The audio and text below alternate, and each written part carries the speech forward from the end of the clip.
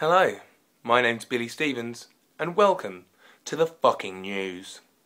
The main story tonight, Manchester City striker Carlos Tevez has been punished for driving whilst banned by being banned from driving and given a £1,000 fine. That's the equivalent of a rapist being banned from raping and having to buy a donut.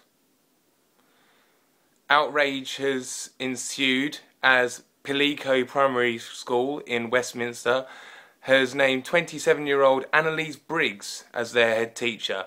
Annalise is not yet qualified to teach and has no experience. A spokesperson is quoted as saying, "It's awful that a role this important has been given to a woman."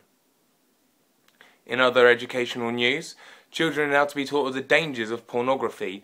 A quote from a leading teachers' union: "Boys develop certain expectation of girls' bodies, and girls felt pressure to conform to these ideals. However, it's more broadly perceived that in this instance the boys are the ones unlikely to measure up to expectations." Right, we're now going to go through some of the stories that we've had in the newspapers this week. First one: livestock die in winter freeze. As the freezing weather continues across Britain, livestock such as sheep and other animals are freezing to death. Just pack them off to Birdseye. I don't see the problem. You're going to eat them anyway. They're fresh now. Don't worry about it. Not news. Okay. Emma Watson, the Harry Potter star and unequivocal hottie, has been immortalised in a Madame Tussauds waxwork. Have a look at that. It's pretty realistic. Yeah. In a related story, I'm going to win a £5 bet with my friend Jim when I break into Madame Tussauds and prove that I can make Emma Watson melt. Okay, in other news, the popular 80s lager Kestrel is being brought back out onto the market, and they say that they're going to give some of their profits to the RSPB, which is bullshit. I know what you're thinking. Charity work, great, brilliant. No. The Royal Society for the Protection of Birds. Birds can look after themselves. Just fly away from danger. If you give money to the RSPB, you're murdering African starving children. It's up to you. Okay. Drug story now. Police seize 100 drug suspects. So, that's interesting. Let's have a look. 200 cannabis plants and 60 crack cocaine rocks have been seized. The Hogan House, the leader of the investigation, has been quoted as saying, regarding marijuana, "People steal to pay for it." That's heroin. Get your drugs right, dickhead. "This stuff can make people violent." No, it can't. You're thinking of alcohol. I've never seen a violent person on dope. Do you want to have a fight? No. Bullshit. In another drug story, a drug dealer has to write a 5,000-word essay on why drugs are bad. The judge has given him this alternative, either this or going to jail for 12 months. So basically, he's being made to do lines, like in the in the school sense, like not the fun kind. But yeah, I mean, just for selling dope. I mean, I don't think it matters. He'll just have a couple of joints and bang that out in 5 minutes. So that's fine. As a lot of you will have heard, Amanda Knox is set for a retrial.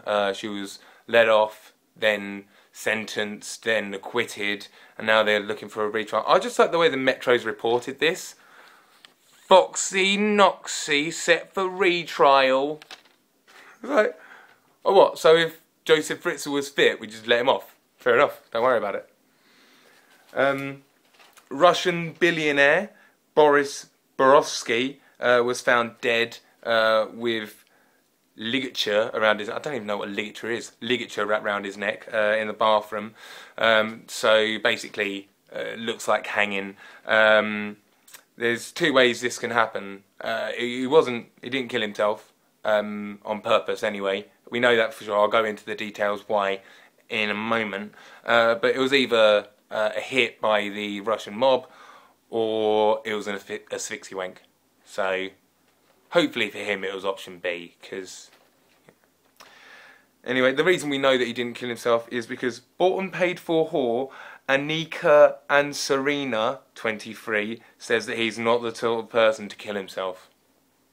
Oh, sorry, I've mispronounced that. Close friend. Yeah. So that's that.